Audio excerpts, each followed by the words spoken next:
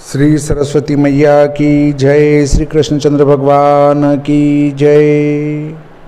देखिए, ये जो अपना पितृ कार्य श्राद्ध तर्पण वाला ये वीडियो आधे सूत्रों का पहले बना चुका हूँ मैं, आधे सूत्रों का वीडियो अब बनाने जा रहा हूँ। तो पितृ कार्य में दूसरा श्राद्ध तर्पण और पितरों के निमित्त पिंडदान, सूतक की व्यवस्था, इस पर विस्तार से चर्चा की जाएगी। परंतु मुझे एक थोड़ा सा विचार आता है कि मैंने जो वीडियो डाला है उस पर किसी ने गौर नहीं किया। मैंने डाला था कुतप काल।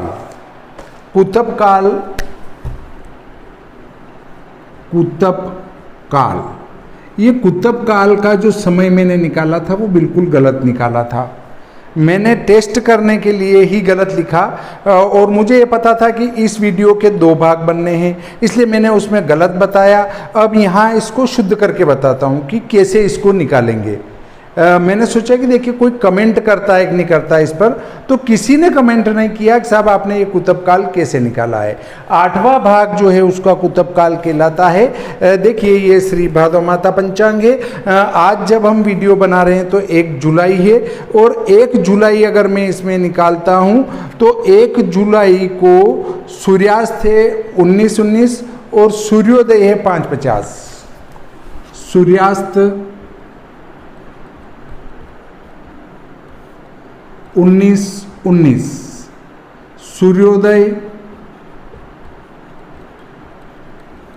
सूर्योदय है वो इसका 5:50 है। इसको घटा देंगे, घटा डाला 9, 7 में से 5 गए 2 और 9 में से 6 गए 3, 13 घंटा 29 मिनट का दिन है। इसमें पहले 15 का भाग लगाएंगे, 8 का भाग नहीं लगाएंगे। 15 का भाग लगाते हैं तो भाग नहीं जाता है तो 0 घंटा आएगा। 13 छंग 78 और 2 80, 809 हो जाएंगे। अगर समझ में नहीं आए तो 13 में 60 का गुणा करते हैं, 0 6 3 18, 6 कम 6 और 1 7, 780 में हम 29 जोड़ देंगे तो ये हो जाएगा 809 और वही लिखा है। अब भाग लगाएंगे, 15 5 75, 10 में से 5 गए तो 5 और 15 तिया 45, 9 में से 5 गए 4, 6 चौक 24, 15 एकम 15, 14 में से 5 9, 15 छंग 90, 0 घंटा 53 मिनट 16 सेकंड आते हैं। इसमें हम 7 का गुणा करेंगे, 0 53 16, इसमें 7 का गुणा कर दिया, 16 7 112, 7 छंग 42, 7 एकम 7 और 4 11, 7 तिया 21, 7 पंजो 35, 35 और 2 हासिल के 37, 7 का 0 में 0। अब आगे बढ़ाते जाओ, 6 कम 6 11 में 6 गए 5, 1 आगे बढ़ा दिया 2, 6 6 36 और 1 37, 6 घंटे 12 मिनट 52 सेकंड ये गुणनफल आया। इसमें सूर्योदय जोड़ेंगे 5:50, सूर्य उदय गुणन फल जोड़ा तो 52 2 0 12। अब इसमें वो भागफल जोड़ देंगे, 0 53 16, 6 2 8, 0 3 3 6 5 12। आपका कुतप काल प्रारंभ होगा 12:02 से और समाप्त होगा 12:56 8 सेकंड। कुतप, ये कुतप काल कहलाता है। देखिए, ये श्री भादव माता पंचांग है। इसके आधार पर मैंने आपको बताया है विस्तार से। आप चाहें तो पंचांग मंगवा सकते हैं। मैं डाक खर्च के ये 100 रुपये में आपके घर आ जाएगा। तो सबसे पहले सूर्यास्त में से सूर्योदय घटाएंगे, घटाने के बाद अंतर में 15 का भाग लगाएंगे, भागफल में 7 का गुणा करेंगे, 7 का गुणा करने के बाद उसमें सूर्योदय जोड़ देंगे, तो कुतुब काल का प्रवेश काल प्रारंभ होगा। यहाँ से कुतुब काल प्रवेश होगा और वो जो 15 का भाग लगाया था उस भागफल को पुनः इस कुतुब काल के प्रवेश में जोड़ देंगे, तो कुतुब काल का समाप्ति काल प्राप्त होगा। तो कुतुब काल 15 जो हमारे मुहूर्त होते हैं, 15 मुहूर्त होते हैं, उनमें से 8वां मुहूर्त कुतुब काल कहलाता है। लीजिए, अब हम 33 सूत्र तो पहले पढ़ चुके हैं, अब 34वां सूत्र पढ़ते हैं। वो कहता है, जिसमें बाल और कीड़े पड़ गए हों, जिससे कुत्तों ने देख लिया हो, जो बासी एवं दुर्गंधित हों, ऐसी वस्तु का श्राद्ध में उपयोग न करे। बैंगन और शराब का भी त्याग करे। जिस अन्न पर पहने हुए वस्त्र की हवा लग जाए, वह भी श्राद्ध में वर्जित है। पहने हुए कपड़े की हवा भी उस भोजन को नहीं लगना चाहिए जो श्राद्ध में उपयोग लेने वाले हैं। श्राद्ध में बैंगन कभी न बनाए और शराब को नज़दीक न आने दे। देखिए, 34वां सूत्र मार्कंडेय पुराण में कहा है, केशकीटावपन्नम च तथा अश्वभीरवेक्षितम पूति पर्युषितम चैव वार्ताक्यभीषवांस्तथा वर्जनीयानि वे श्राद्धे यच्च वस्त्रानिलाहतम। 35वां सूत्र कहता है, राजमाश, मसूर, अरहर, गाजर, कुमड़ा, गोल लौकी, बैंगन, शलजम, हींग, प्याज, लहसुन, काला नमक, काला जीरा, सिंगाड़ा, जामुन, पिप्पली, सुपारी, कुल्थी, केथ, महुआ, अलसी, पीली सरसों, चना, ये सब वस्तुएं श्राद्ध में वर्जित कही गई हैं। इनका श्राद्ध में उपयोग नहीं करना चाहिए। ये पद्म पुराण में कहा गया है। मसूर शण निष्पावा राजमाशाः कुलथकाः पद्म बिल्वार्क धत्तूर पारी भद्रा टरूपकाः न देया पितृकार्येषु पयश्चाजाविकं तथा कोद्रवो दारवरटक पित्थम मधुकातसी एतान्यपि न देयानि पितृभ्यः श्रियमिच्छता।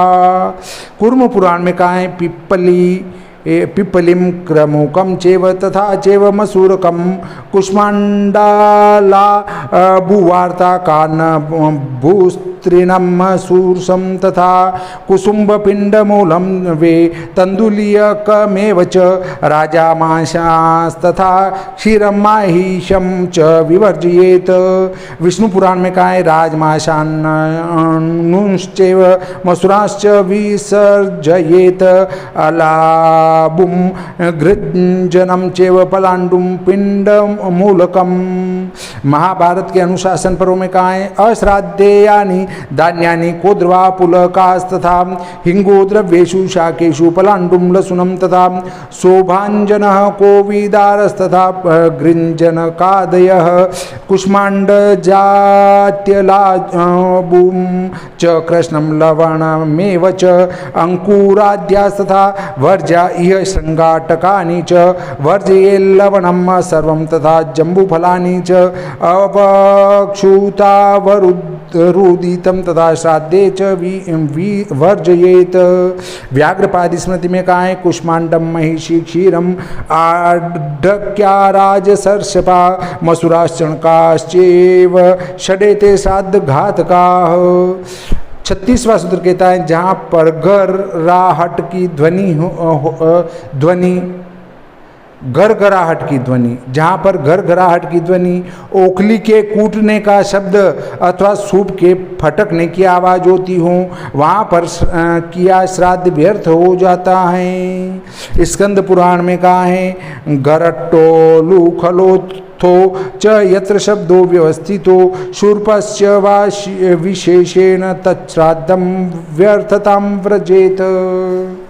इसके बाद हमारा 37वां सूत्र आता है, श्राद्ध कर्ता पुरुष दातुन करना, पान खाना, तेल और उपटन लगाना, मैथुन करना, औषध सेवन तथा दूसरे के अन्न का भोजन करना अवश्य त्याग दे। रास्ता चलना, दूसरे गांव जाना, कलह, क्रोध और मैथुन करना, बोझ ढोना तथा दिन में सोना, ये सब कार्य श्राद्ध कर्ता और श्राद्ध भोक्ता को छोड़ देना चाहिए। व्याघ्रपाद स्मृति में ये सूत्र कहा गया है, दंत धावन तांबूलम स्नेह स्नानम भोजनम रसोषधम परान्नम च श्राद्धकृत सप्त वर्जयेत। नारद पुराण में कहा गया है, दंत धावन तांबूले तेलाभ्यंगम तथैव च रत्योषधि परान्नानि श्राद्धकर्ता विवर्जयेत। अध्वान्नम कलहम क्रोधम व्यवायम च धूरम तथा श्राद्धकर्ता च भोक्ता च दिवास्यापम च वर्जयेत। 38वां सूत्र कहता है, श्राद्ध कर्ता और श्राद्ध भोक्ता, श्राद्ध भोक्ता उसके कहते हैं जो श्राद्ध का भोजन कर रहे हैं। श्राद्ध कर्ता वो हैं जिसके घर भोजन करने जाया जा रहा है या जो स्वयं श्राद्ध कर रहा है। श्राद्ध अर्थात श्रद्धा से किया जाने वाला कार्य, श्रद्धा से हम भोजन करा रहे हैं तो भी श्राद्ध हैं, श्रद्धा से हम कोई दान पुण्य कर रहे हैं तो भी श्राद्ध हैं, श्रद्धा से हम तर्पण कर रहे हैं तो भी श्राद्ध हैं। पिंडदान आदि जो क्रिया की जाती है वो सभी श्राद्ध के अंतर्गत आती है, परंतु मुख्य रूप से श्राद्ध का जो भोजन से इसमें अर्थ लिया जा रहा है। तो दोनों को श्राद्ध में भोजन करने के बाद पुनः भोजन करना, मार्ग गमन, सवारी पर चढ़ना, परिश्रम का काम करना, मैथुन, स्वाध्याय, कलह और दिन में शयन, इन सब का उस दिन परित्याग कर देना चाहिए। श्राद्ध का भोजन करने वाले पर भी बहुत सारे नियम लागू होते हैं, इसलिए उनको ये कार्य छोड़ देना चाहिए। ये कहा गया है व्याघ्रपाद स्मृति में, पुनर्भोजन मद्वानम भाराध्ययन मैथुनम दानम प्रतिग्रहो होमः श्राद्ध भुवष्ट वर्जयेत। मत्स्य पुराण में कहा गया है, पुनर्भोजन मद्वानम यान माया स मैथुनम श्राद्ध कृच्छ्राद्ध भुक्त्वेच सर्वमे तद विवर्जयेत। स्वाध्यायम कलहम चैव दीवा स्वप्नम च सर्वदा। 38वां सूत्र के बाद 39वां सूत्र आता है, श्राद्ध भूमि में सर्वत्र तिलों को बिखेरना चाहिए। तिलों के द्वारा असुरों से आक्रांत भूमि शुद्ध हो जाती है। देखिए, जहाँ श्राद्ध किया जाने वाला हो वहाँ पर तिलों को बिखेर देना चाहिए। तिल पवित्र क्यों हैं? क्योंकि तिल भगवान के पसीने से उत्पन्न है, इसलिए वो पवित्र हैं। और जहाँ भगवान के पसीने की वस्तु को बिखेरा जाएगा वहाँ से असुर तो अपने आप ही भग जाएंगे। इसलिए जो है श्राद्ध किए जाने वाले स्थान पर तिल बिखेर देना चाहिए। ये 39वां सूत्र कुर्म पुराण में कहा है, तिलान प्रविकीरेत तत्र स्वरतो बंधयेद जान असुरोपहतम सर्वम तिले शुद्ध त्यजेन वा। विष्णु पुराण में कहा है, उर्व्याम च तिल विक्षेपाध्यातु दानान निवार्येत। महाभारत के अनुशासन पर्व में कहा है, तिला नवकीरेत तत्र नानावर्णान् समन्ततः अशुद्धमपवित्रं च तिलेह शुद्ध्यति शोभने। गौतम धर्मसूत्र में कहा है, तिलेर्वा विकीरेत। 40वां सूत्र कहता है, जो श्राद्ध तिलों से रहित होता है अथवा जो क्रोध पूर्वक किया जाता है उसके भविष्य को राक्षस व पिशाच लुप्त कर देते हैं। देखिए, यदि आपके घर के अंदर श्राद्ध किया जाने वाला है, श्राद्ध का भोजन होने वाला है, भोजन बनने वाला है, तो घर में क्लेश नहीं करना चाहिए। अगर क्लेश करते हैं तो हमारे पितृ जो वहाँ श्राद्ध का भोजन ग्रहण करने के लिए आए हैं वे भूखे ही वापस लौट जाते हैं, निराश होकर और श्राप देकर। इसलिए हमें श्राद्ध में चाहे बहू हो, बच्ची हो, पुत्र हो, पुत्री हो, पत्नी हो, पति हो, सबको बड़े प्रेम पूर्वक भोजन बनाकर उसके बाद भोजन कराना चाहिए।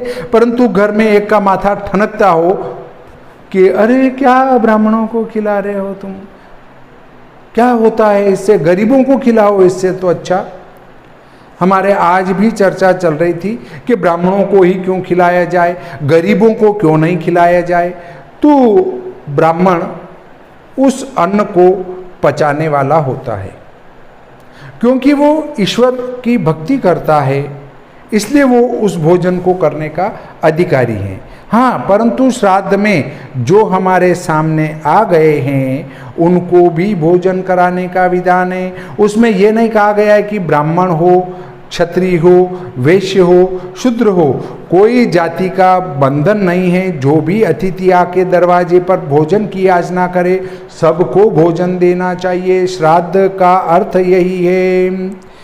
तो ये 40वां सूत्र कहता है, महाभारत पर्व में कहा गया है, तिलेर्विरहितं श्राद्धं कृतं क्रोधवशेन च यातु धानां पिशाचाश्च विप्रलुम्पन्ति तद्दिविह। जिस श्राद्ध में 41वां सूत्र है, जिस श्राद्ध में तिल की मात्रा अधिक रहती है वह श्राद्ध अक्षय हो जाता है। जिस श्राद्ध के अंदर अगर तिल की मात्रा अधिक है, तिल अधिक हैं, तो वो जो श्राद्ध हैं वो अक्षुण्ण हो जाता है। इसलिए श्राद्ध में तिलों का प्रयोग अवश्य ही करना चाहिए। ये 41वां सूत्र महाभारत के अनुशासन पर्व में कहा गया है। वर्धमान तिलम श्राद्ध पक्ष यम मनुरब्रवीत। 42वां सूत्र है, जो सफ़ेद तिलों से पितरों का तर्पण करता है उसका किया हुआ तर्पण व्यर्थ होता है। सफ़ेद तिलों से तर्पण करना वो व्यर्थ जाता है। सफ़ेद तिलों से कभी भी तर्पण नहीं करना चाहिए। हमारे पितरों को जो प्रसन्न करते हैं वो काले तिल या चितकबरे तिल ही पितरों को प्रसन्न करते हैं, सफ़ेद तिल नहीं। इसलिए सफ़ेद तिल का प्रयोग नहीं करना चाहिए। 42वां सूत्र पद्म पुराण के सृष्टि खंड में कहा गया है, कृष्णेर्य तिलेर मोहात् तर्पयेत् पितृ संचयम भूम्यां ददाति यद पोदाता चैव जले स्थितः वृथा यद्दीयते दानं नोपतिष्ठति कस्यचित्। 43वां सूत्र कहता है, तिल पिशाचों से श्राद्ध की रक्षा करते हैं, कुश राक्षसों से बचाते हैं, श्रोत्रिय ब्राह्मण पंक्ति की रक्षा करते हैं, और यतिगण यदि कषाय वस्त्र वाले न हो तो श्राद्ध में भोजन कर ले तो वह अक्षय हो जाता है। तिल जो है पिशाचों से रक्षा करते हैं, कुश जो है राक्षसों से रक्षा करते हैं। कुश डाब को कहा जाता है, कुशा एक घास होता है और वो भी भगवान के रोमों से उत्पन्न होने के कारण से वो पवित्र माना गया है, और उसमें ब्रह्मा विष्णु महेश तीनों का स्थान है कुशा के अंदर। तो देखिए, श्रोत्रिय ब्राह्मण जो है पंक्ति की रक्षा करता है। पंक्ति में अगर ब्राह्मण भोजन करने बैठा है तो उस पूरी पंक्ति की रक्षा वो विप्र करता है। इसलिए जो है विप्र को भोजन करने के लिए बुलाया जाता है। अब 43वां सूत्र महाभारत में कहा गया है, तिला पिशाचा दन रक्षन्ति दर्वा रक्षन्ति राक्षसात् रक्षन्ति श्रोत्रिया पंक्तिम यति भीर्भुक्त मक्षयम। 44वां सूत्र है, श्राद्ध में पहले अग्नि को ही भाग अर्पित किया जाता है। अग्नि में हवन करने के बाद जो पितरों के निमित्त पिंडदान किया जाता है उसे ब्रह्म राक्षस दूषित नहीं करते। सबसे पहले जो है श्राद्ध में अग्नि को भाग दिया जाता है, अर्थात अग्नि में हवन किया जाता है, और उसके बाद पिंडदान आदि किए जाते हैं। तो उसमें राक्षस या ब्रह्म राक्षस उसको दूषित नहीं करते हैं। देखिए, मैंने कहा था ना, भोजन, तर्पण, पिंडदान ये सभी श्राद्ध का ही एक भाग हैं। श्रद्धा पूर्वक किया जाने वाला कार्य ही श्राद्ध हैं। बिना श्रद्धा के किया जाने वाला कार्य अश्राद्ध हैं। इसलिए जीवन में कभी भी अश्राद्ध नहीं करना चाहिए। तीर्थ क्षेत्र में गए हैं और वहाँ अगर पत्नी पीछे पड़ रही है कि मुझे तो यहाँ तर्पण करना है, मुझे तो यहाँ पिंडदान करना है पितरों का, और पति कह रहा है नहीं नहीं कोई मतलब नहीं यहाँ करने से, तो ऐसे तर्पण, श्राद्ध, पिंडदान आदि का कोई अर्थ नहीं निकलेगा। और यदि पति कह रहा है कि मुझे यहाँ तर्पण, पिंडदान आदि करना है और पत्नी पीछे पड़ रही है, नहीं नहीं नहीं कोई मतलब नहीं यहाँ करने से, तो ऐसे श्राद्ध, तर्पण, पिंडदान से भी कोई मतलब नहीं निकलेगा। पति पत्नी दोनों का प्रसन्न चित्त होकर कार्य करने से ही वो श्राद्ध कहलाता है, और श्राद्ध कहलाता है तो हमारे पितर प्रसन्न होकर चले जाते हैं और आशीर्वाद भी प्रदान करते हैं। यदि आपके घर में कोई बीमारी घुसी हुई है, घर में आपकी उन्नति नहीं हो रही है, आप निरंतर पीछे ही पीछे हट रहे हैं, आपके किसी भी कार्य में जाते हैं तो बाधा खड़ी होती हैं, आपका व्यापार व्यवसाय अच्छा नहीं चल रहा है, तो वो पितृदोष के लक्षण हैं। विभिन्न प्रकार के स्वप्न आना, स्वप्नों में डरावनी बातें आना, स्वप्न में सांप अधिक स्वप्न में आना, ये सभी पितृदोष के लक्षण कहलाते हैं। और ऐसे व्यक्ति को नारायण नाग बलि करवा देना चाहिए पितरों के निमित्त, और ब्रह्म कपाल आदि पर पिंडदान कर देना चाहिए। मैं प्रतिवर्ष नियम से बद्री क्षेत्र में, हरिद्वार में आने वाले श्रद्धालुओं की नारायण नाग बलि करवाता हूँ, और फिर बद्री क्षेत्र में जाकर अपने समूह को रख कर फिर पिंडदान आदि भी करवाता हूँ। तो जिन लोगों ने ये क्रिया करवाई है उन सब के घर में ईश्वर की कृपा हो चुकी है।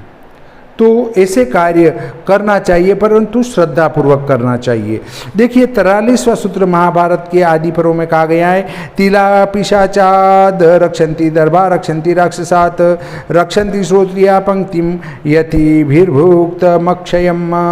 44वां सूत्र है, श्राद्ध में पहले अग्नि को ही भाग अर्पित किया जाता है। अग्नि में हवन करने के बाद जो पितरों के निमित्त पिंडदान किया जाता है उसे ब्रह्म राक्षस दूषित नहीं करते।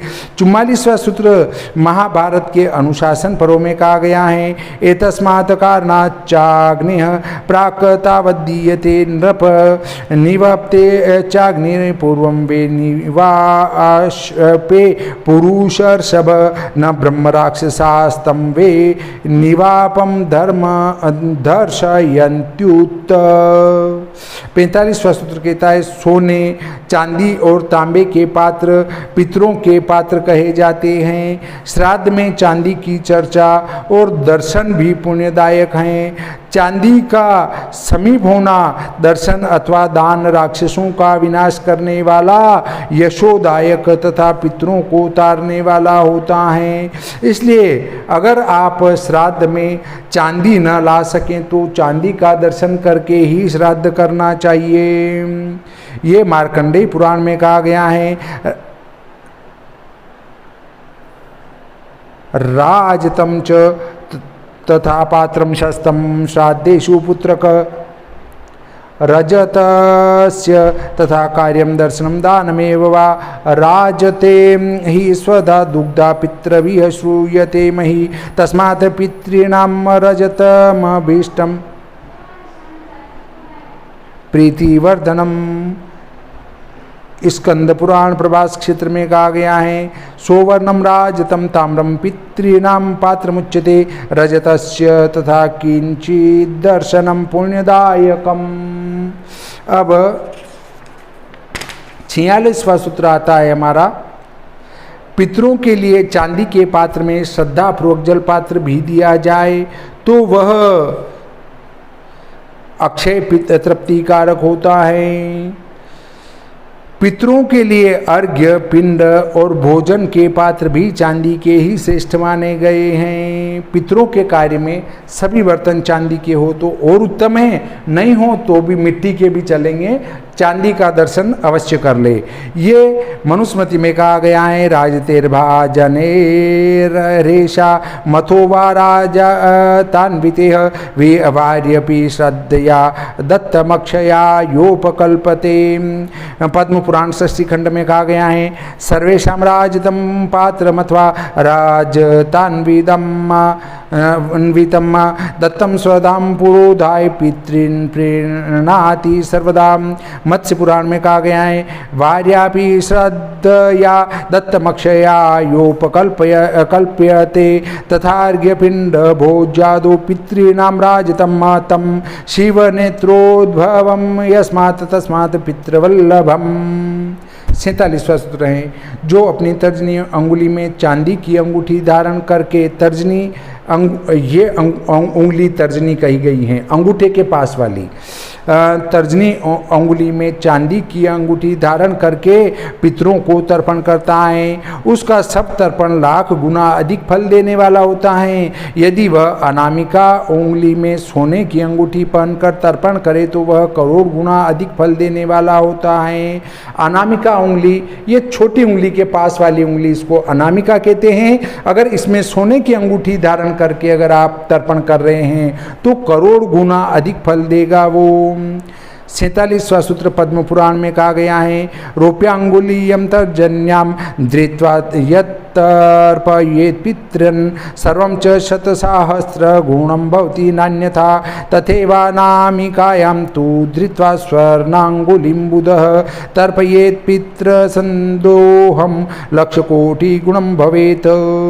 48वां सूत्र है, जो मनुष्य मिथुन तथा क्षुर कर्म करके देवताओं और पितरों को तर्पण करता है वह जल रक्त के समान होता है तथा दाता नरकों में जाता है। अतः क्षोर कर्म एक दिन पहले होना चाहिए। क्षोर कर्म करने के बाद उसी दिन तर्पण करने का विधान नहीं कहा गया है। पहले क्षोर करने के बाद दूसरे दिन तर्पण करना चाहिए। 48वां सूत्र ब्रह्मवैवर्त पुराण में कहा गया है, कृत्वा तु मेथुनं सोरम यो देवास्तर्पयेत पितॄन् रुधिरं तद्भवेत् तोयं दाता च नरकं व्रजेत। 49वां सूत्र है, जो ब्राह्मणों के हाथ में नमक या व्यंजन परोसता है अथवा लोहे के पात्र से परोसता है उस भोजन को राक्षस खाते हैं, पितर ग्रहण नहीं करते। देखिए वर्तमान समय में जो स्टील हैं उसके अंदर ही रखकर भोजन परोसा जाता है तो वो तो सब राक्षस ग्रहण कर रहे हैं, पितृ ग्रहण नहीं कर रहे हैं। इसलिए पितरों को परोसने के लिए तांबे या पीतल का बर्तन का उपयोग करें या मिट्टी के बर्तन का भी उपयोग कर सकते हैं। ओशन स्मृति में कहा है, कुर्म पुराण में कहा है, न दद्यात् तत्र हस्तेन प्रत्यक्ष लवणम तथा न चायसेन पात्रेण चेवाश्रद्धया पुनः। स्कंद पुराण प्रभास क्षेत्र में कहा है, हस्ते दत्वा तु वे स्नेहालवणम व्यंजनानि च आयसेन च पात्रेण तद्वे रक्षांसि भुंजते। 50वां सूत्र है, एक हाथ से लाया गया जो अन्न पात्र ब्राह्मणों के आगे रखा जाता है उस अन्न को राक्षस छीन लेते हैं। एक हाथ से लाया गया जो अन्न का पात्र है वो ब्राह्मणों के आगे रखा जाता है, उसको राक्षस अन्न को छीन लेते हैं। दोनों हाथों से बर्तन को उठाकर लाना चाहिए। देखिए राक्षस छीन लेने का अर्थ नहीं कि भोजन ही वहाँ से उड़ जाता है, भोजन वहीं रहता है परंतु भूत प्रेत उसका सत्व वो स्वयं ग्रहण करते हैं। बाकी बचा हुआ भले ही वो जो दिख रहा है पूरी सब्जी जो भी दिख रही है वो सब उसका सार रहित है। ये 50वां सूत्र मनुस्मृति में कहा गया है, उभयोर हस्तयोर मुक्तम यदन्नमुपनीयते तद्विप्रलुम्पन्त्यसुरा सहसा दुष्ट चेतसः। 51वां सूत्र है, गोबर आदि से लिपे पुते पवित्र तथा एकांत स्थान में जिसमें दक्षिण दिशा की ओर भूमि कुछ नीची हो और जहां पापी मनुष्यों की दृष्टि न पड़े श्राद्ध करना चाहिए। 51वां सूत्र मनुस्मृति में कहा है, शुचिम देशम विविक्तम च गोपयेन्नोपलेपयेत दक्षिणा प्रवणम चेव प्रयत्नेनोपपादयेत। ये नारद पुराण में कहा गया है, पराश्रिते शुचो देशे दक्षिणा प्रवरणम तथा। स्कंद पुराण में कहा गया है, विविक्ते ग्रह मध्यस्थे मनोज्ञे दक्षिणा प्लवे न यत्र जायते दृष्टि पापानाम क्रूकर कर्मिणाम। पद्म पुराण के षष्ठी खंड में कहा गया है, गोमये नानुलिप्ते तु दक्षिणा प्लवन स्थले। देखिए जो भूमि लिपी गई हो उसको पुनः लिपने से वो पवित्र होती हैं और जो बिना लिपी हुई भूमि है उसको लिपने की आवश्यकता नहीं लगती है। 52वां सूत्र कहता है, जो मनुष्य श्राद्ध के समय ब्राह्मणों की मिट्टी के पात्र में भोजन कराता है वह मनुष्य तथा ब्राह्मण दोनों घोर नरक में जाते हैं। देखिए, पहले मैंने मिट्टी के बर्तन की बताया था, परंतु मिट्टी के पात्र में भोजन नहीं कराना चाहिए। परोस सकते हैं, परंतु विप्र को कभी भी मिट्टी के बर्तन में भोजन न कराए, उनको किसी धातु के बर्तन में ही भोजन कराना चाहिए, अन्यथा वे दोनों, भोजन करने वाला और भोजन कराने वाला, दोनों ही नरक में चले जाते हैं। ये अत्रि संहिता में कहा गया है, मृण्मये शूच पात्रेषु यः श्राद्धे भोजयेत पितॄन् अन्नदाता च भोक्ता च तावेव नरकं व्रजेत।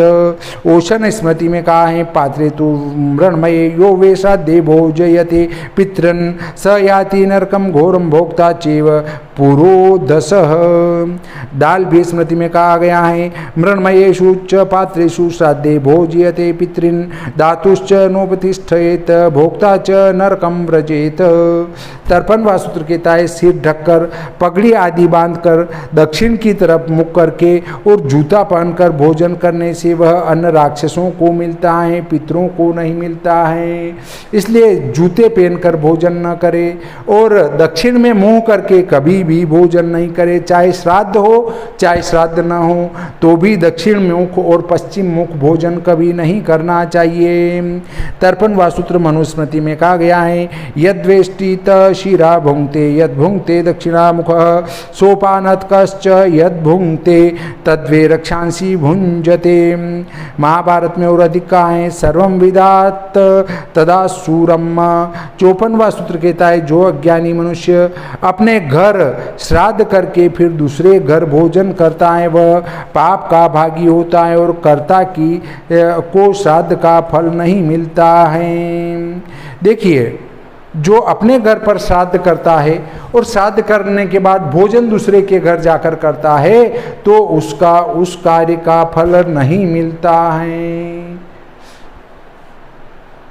स्कंद पुराण में ये बात कही गई है, श्राद्धम कृत्वा पर श्राद्धे यो स्नीयान ज्ञान न वर्जित धातु श्राद्ध फलम नास्ति भोक्ता किल्विष भुग भवेत। 55वां जो हमारा सूत्र है वो कहता है, ब्राह्मणों को श्रद्धापूर्वक गरम गरम अन्न भोजन कराना चाहिए, परंतु फल फूल और पेय पदार्थों को ठंडा ही देना चाहिए। फल फूल और पीने वाले पदार्थ गर्म करके कभी न दे, उनका मुंह जल जाता है।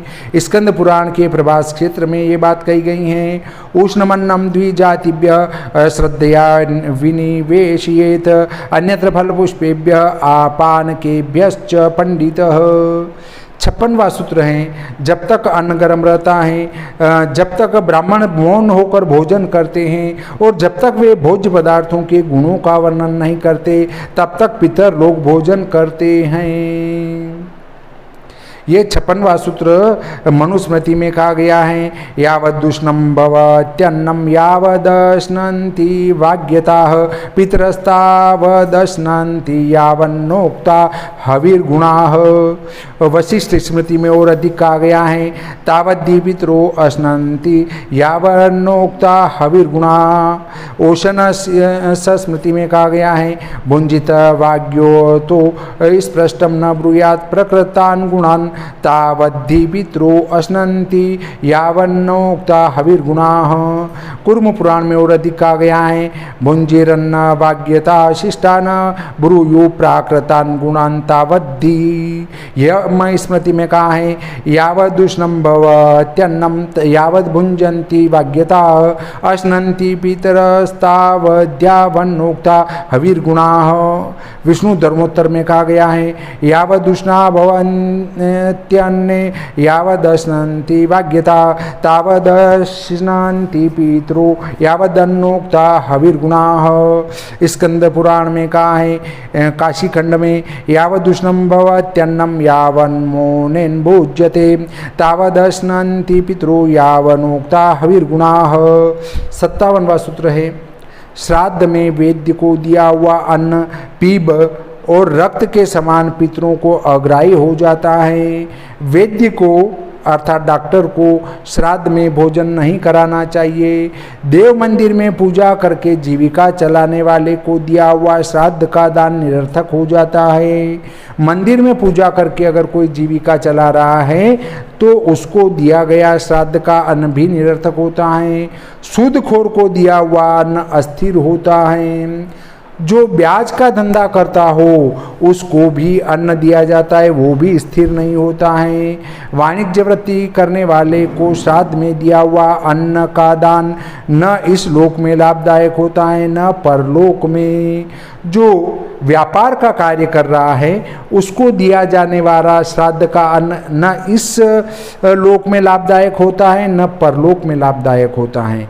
तो देखिए 57वां सूत्र महाभारत के अनुशासन पर्व में कहा गया है, सोम विक्रयणे विष्टा विषजे पूय शोणितम नष्टम देवलोके दत्त प्रतिष्ठम च वार्धुषे यत्तु वाणिज्यके दत्तम नेह नामुत्र तद्भवेत। 58वां सूत्र कहता है, वस्त्र के बिना कोई क्रिया, यज्ञ, वेदाध्ययन और तपस्या नहीं होती। अतः श्राद्ध काल में वस्त्र का दान विशेष रूप से करना चाहिए। जो रेशमी, सूती और बिना कटा हुआ वस्त्र श्राद्ध में देता है वह उत्तम भोगों को प्राप्त करता है। श्राद्ध में रेशम, सन अथवा कपास का नया सूत देना चाहिए, अर्थात नया कपड़ा देना चाहिए। ऊन या पाट का सूत वर्जित है। विद्वान पुरुष जिसमें कोर न हो ऐसा वस्त्र फटा न होने पर भी श्राद्ध में न दे, क्योंकि उससे पितरों को तृप्ति नहीं होती है। मतलब कोई भी वस्त्र आप दे रहे हैं तो उसके किनार अवश्य होनी चाहिए।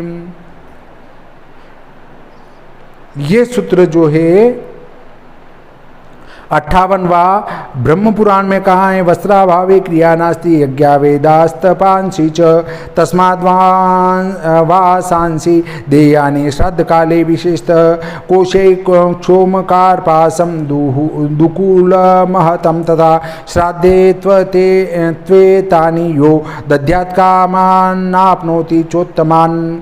ब्रह्म पुराण में कहा है, क्षोमसूत्रम नवम दद्याच्छोणम कार्पासिकम तथा पत्रोणम पट्टसूत्रम च कोशेयम च विवर्जयेत वर्जयेच्चादशम प्राज्ञो यद्यप्यव्याहतं भवेत न प्रीणयन्त्यथेतानि धातुश्चाप्यनयो भवेत। 59वां सूत्र कहता है, स्त्री श्राद्ध के उच्छिष्ट पितरों को न उठाए, ज्ञानहीन तथा व्रत रहित पुरुष भी उन्हें न हटाए, स्वयं पुत्र ही आकर पिता के श्राद्ध में उच्छिष्ट पात्रों को उठाए। अर्थात श्राद्ध जिनका किया जा रहा है उनका पुत्र आकर ही वो श्राद्ध का जो झूठा बर्तन है उनको उठाने का अधिकार है। स्त्री को तो वो बर्तन नहीं उठाना चाहिए। न स्कंद पुराण में ये कहा गया है, न स्त्री प्रचालयेतानि ज्ञानहीनो न प्रचाव्रत स्वयं पुत्रो अथवा यस्य वांछेदभ्युदयं परम। 60वां सूत्र कहता है, श्राद्ध के पिंडों को गो, ब्राह्मण या बकरी को खिला दे अथवा अग्नि या पानी में छोड़ दे। ये मनुस्मृति में कहा है, एवं निर्वपणम कृत्वा पिंडास्तास्तदनंतरम गाम विप्रमजमग्निम वा प्राशयेदप्सु वा क्षिपेत। महाभारत के अनुशासन पर्व में कहा है, ततो निर्वपने वृत्तेतान पिंडास्तदनंतरम ब्राह्मणो अग्निरजो गोर्वा भक्षेदप्सु वा क्षिपेत। अब हमारा 61वां सूत्र है, वो ये कहता है कि यदि श्राद्धकर्ता की पत्नी को पुत्र की कामना हो तो मध्यम पिंड पितामह को अर्पित पिंड को खा ले और पितरों से पुत्र प्राप्ति की प्रार्थना करे। यदि आपको श्राद्धकर्ता की पत्नी को पुत्र की अगर इच्छा हो रही है तो वो मध्य का जो पिंड है उसको खा लेना चाहिए। तो पितर जो है उसकी कामना की पूर्ति करते हैं। आदत पितरो गर्भम कुमारम पुष्करस्त्रजम, पितरों आप लोग मेरे गर्भ में कमलों की माला से अलंकृत एक सुंदर पुत्र की स्थापना करें। ऐसा कहकर वो पिंड खा लेती हैं तो उसको पुत्र की प्राप्ति हो जाती है। ये 61वां सूत्र महाभारत के अनुशासन पर्व में कहा गया है। पत्नीम वा मध्यमम पिंडम पुत्र कामम ही प्राशयेत आदत पितरो गर्भम कुमारम पुष्करजस्त्रजम। गोबिल ग्रह्य सूत्र में कहा है मध्यमम पिंडम पत्नी पुत्र कामा प्राश्नीयादाधत पितरो गर्भमिति। 62वां सूत्र कहता है भोग की इच्छा रखने वाला पुरुष पिंड को सदा अग्नि में डाले। संतान की प्राप्ति के लिए मध्यम पिंड मंत्रोच्चारण पूर्वक पत्नी को दे दे। उत्तम कांति चाहे तो सदा गौओं को ही पिंड खिला दे। यदि प्रज्ञा यश और कीर्ति की इच्छा हो तो सदा पिंड को जल में ही डाल दे। दीर्घ आयु की कामना हो तो सब पिंड गौओं को खिला दे। कार्तिकेय के लोक में जाने की इच्छा हो तो मुर्गे को खिलाए अथवा दक्षिण दिशा की ओर मुख करके सब पिंड आकाश में ही फेंक दे, क्योंकि आकाश और दक्षिण दिशा पितरों के स्थान कहे गए हैं। अगर आपको भोग की इच्छा है तो पिंडों को अग्नि में डाल देना चाहिए। संतान की इच्छा है तो बीज का पिंड पत्नी को खिला देना चाहिए। और उत्तम कांति और की इच्छा रखते हैं तो गौ माता को पिंड खिला दो। यदि प्रज्ञा यश और कीर्ति की इच्छा है तो उसे पानी में बहा दो। दीर्घ आयु की कामना करना है तो पिंड कौओं को खिला दो। कार्तिकेय के लोक में जाने की इच्छा है तो मुर्गों को खिला दो, या दक्षिण की ओर मुंह करके सब पिंडों को आकाश में उछाल दो। ये 62वां सूत्र स्कंद पुराण में और ब्रह्म पुराण में कहा गया है। पिंडमग्नो सदा दद्यात् भोगाथिं सततं नरः पत्नी दद्यात् प्रजार्थी च मध्यमं मंत्रपूर्वकम् उत्तमां द्युतिमन्वीक्षन् पिंडम गोषु प्रयच्छति प्रज्ञां चैव यश कीर्तिमप्सु चैव निवेदयेत् प्रार्थयन् दीर्घमायुश्च वाससेभ्यः प्रयच्छति कुमारशालामन्वीक्षन् कूटेभ्यः प्रयच्छति पिंडमग्नो सदा देया भोगार्थीं सततं नरः प्रजार्थं पत्नी वेदद्यान् मध्यमं मंत्रपूर्वकम् उत्तमां द्युतिमन्वीक्षन् गोषु नित्यं प्रदापयेत् प्रज्ञामिच्छेद्यशः कीर्तिमप्सु नित्यं प्रवेशयेत् प्रार्थयन् दीर्घमायुश्च वाससेभ्यः प्रदापयेत् कुमारलोकमन्वीक्षन् कूटेभ्यः प्रदापयेत् आकाशे प्रक्षिपेद्वापि स्थितो वा दक्षिणामुख पितॄणां स्थानमाकाशं दक्षिणा चैव दिक्तथा। 63वां सूत्र हमारा आता है कि 63वां सूत्र किसने कहा है? जो व्यक्ति अग्नि विष आदि के द्वारा आत्महत्या करता है उसके निमित्त अशोच तथा श्राद्ध तर्पण आदि करने का विधान नहीं है। यदि श्राद्ध तर्पण किया भी जाए तो वह उसे नहीं मिलता है। जो आत्महत्या करके मरता है, अग्नि झेर खा के मरता है, तो उसको श्राद्ध न तो मिलता है और न ही तर्पण मिलता है। उसके लिए तो नारायण नागबलि करने का विधान है और उसके करने के बाद ही उसकी सद्गति की संभावना होती है। ये कहा गया है मनुस्मृति और दाल्भी स्मृति में आत्मनस्त्यागिनाम चैव निर्वर्ते दोदक क्रिया। विष्णु स्मृति में कहा है आत्मत्यागिनः पतिताश्च नाशोचोदक भाजः। लिखित स्मृति में कहा गया है आत्मनस्त्यागिनाम चैव श्राद्धमेषां न कार्येत। संवर्त स्मृति में कहा है महापातकीनां चैव तथा चैवात्मघातिनां उदकं पिंडदानं च श्राद्धं चैव तु यत्कृतं नोपतिष्ठति तत्सर्वं राक्षसैर्विप्रलुप्यते। याज्ञवल्क्य स्मृति में कहा है सुराप्य आत्मत्यागिन्यो नाशोचोदक भाजनाः। कुर्म पुराण में कहा गया है व्यापादयेत तथात्मानं स्वयं यो अग्निविषादिभिः विहितं तस्य नाशोचं नाग्निर्नाप्युदकादिकम्। 64वां सूत्र है, अमावस्या को पितृ श्राद्ध के अवसर पर यदि मंथन किया, दही भिगोना किया जाए तो उससे होने वाला मट्ठा मदिरा के समान तथा घी गोमांस के समान माना गया है। अमावस्या के दिन तो दही को बिलोना भी नहीं चाहिए और घी भी नहीं निकालना चाहिए। 64वां सूत्र कहा गया है, व्याघ्रपाद स्मृति में पितृश्राद्धे अमावस्यां मंथानं कुरुते यदि घृतं गोमांसवत् प्रोक्तं तक्रम चापि सुरासमम्। स्कंद पुराण में कहा गया है, अमावस्यां पितृश्राद्धे मंथनं यस्तु कार्येत तत्क्रम मदिरातुल्यं घृतं गोमांस व स्मृतम्। 65वां सूत्र है, श्राद्ध और हवन के समय तो एक हाथ से पिंड एवं आहुति दे पर तर्पण में दोनों हाथों से जल देना चाहिए। श्राद्ध और हवन में तो एक हाथ से पिंड और आहुति देना चाहिए, परंतु तर्पण में दोनों हाथों से ही जल छोड़ना चाहिए। ये कहा गया है लघु यम स्मृति में, श्राद्धे हवन काले च दध्यादेकेन पाणिना उभाभ्याम तर्पणे दध्यादीति धर्मो व्यवस्थित्यः। पद्म पुराण षष्ठी खंड में कहा गया है, श्राद्धे भोजन काले च पाणिने के न दापयेत उभाभ्याम तर्पणे दध्याद्विति रेश सनातनः। ब्रह्म पुराण और नारद पुराण में कहा गया है, श्राद्धे हवन काले च पाणिने के निर्वपेत तर्पणे तु भयम कुर्यादेश एव विधिः सदा। मत्स्य पुराण में कहा है, श्राद्ध साधन काले तु पाणिने के न दीयते तर्पणम भूयेनेव विधिरेश सदा स्मृतः।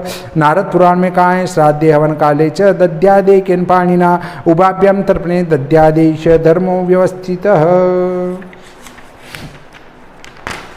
देखिए अब 66वां सूत्र आता है हमारा, वो क्या कहता है, नाभि के बराबर जल में खड़ा होकर मन ही मन यह चिंतन करे कि मेरे पितर और आएं और यह जलांजलि ग्रहण करे। दोनों हाथों को संयुक्त करके ऐसे करके जल में पूर्ण करे और अपने हृदय के ऊपर तक अंजलि उठाकर उसे पुनः जल में डाल दे। जल में दक्षिण की ओर मुंह करके खड़ा होकर आकाश में जल गिराना चाहिए, क्योंकि पितरों का स्थान आकाश और दिशा दक्षिण है।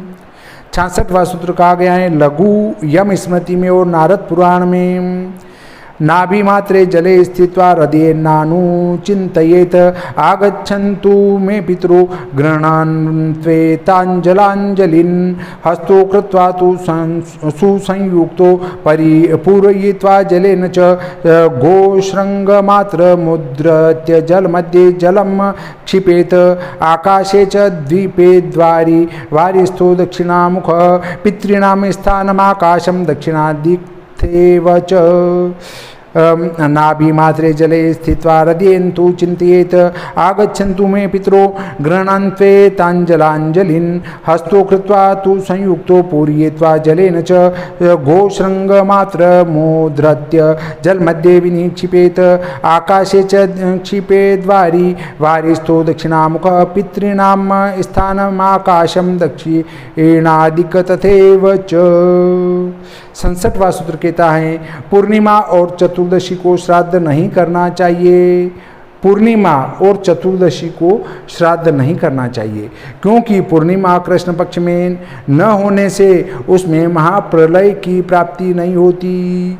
महाप्रलय नहीं, महालय की प्राप्ति नहीं होती। और चतुर्दशी में केवल शस्त्र से नष्ट हुए का छोड़कर श्राद्ध करने वाले के घर में नवयुवकों की मृत्यु तथा श्राद्ध करता स्वयं युद्ध का भागी होता है। इन दोनों तिथियों का श्राद्ध द्वादशी या अमावस्या को करना चाहिए। चतुर्दशी और पूर्णिमा को श्राद्ध नहीं करना चाहिए। इनमें जिनका श्राद्ध पड़ता हो उनका अमावस्या को श्राद्ध करना चाहिए। देखिए ये महाभारत में कहा गया है, अवश्यम तु युवानो अस्य प्रमीयन्ते नरागृहे युद्धभागी भवेन्मर्त्याः कुर्वान् श्राद्धं चतुर्दशीम। धर्म सिंधु में कहा है, चतुर्दश्याम व्रतस्यापि महालयश्चतुर्दश्याम न भवति श्राद्धं शस्त्रहस्तस्यैव चतुर्दश्याम प्रकीर्तितम् इति नियमेन सर्वतो बलिष्ठेन प्रतिवार्षिक श्राद्धातिरिक्त श्राद्धस्य चतुर्दश्याम निषेधात्। एवं पौर्णमासी मृतस्यापि महालय पौर्णमास्यां कार्य अपरपक्षत्वाभावेन तस्यां महालय प्राप्ते तेन चतुर्दशी मृतस्य पौर्णमासी मृतस्य वा महालयो द्वादशदश्यमा वा स्यातिथिषु कार्यः। ये धर्म सिंधु में कहा गया है। इस प्रकार ये पितृ कार्य का जो प्रकरण था वो 2 वीडियो के अंदर मैंने संपूर्ण किया है। ये आपके लिए ज्ञानवर्धक और लाभदायक हो, ऐसी कामना के साथ में आज का ये प्रकरण यहीं समाप्त करता हूँ। श्री सरस्वती मैया की जय, श्री कृष्णचंद्र भगवान की जय।